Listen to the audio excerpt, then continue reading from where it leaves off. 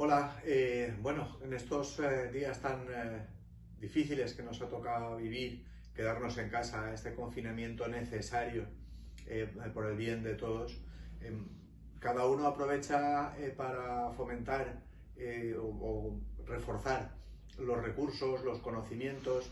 Yo lo que estoy haciendo es reforzar dichos conocimientos leyendo, releyendo en muchísimos casos libros que ya había leído.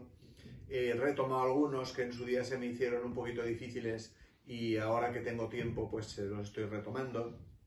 Os voy a decir un poquito cuáles. Le tengo un aprecio muy especial, aparte de que es un tesoro. Es un tratado de viticultura de 1935 y aunque realmente no se adapta muy bien a lo que vivimos ahora, en viticultura que se practica ahora, pero sí que hay muchísimas cosas de gran relevancia.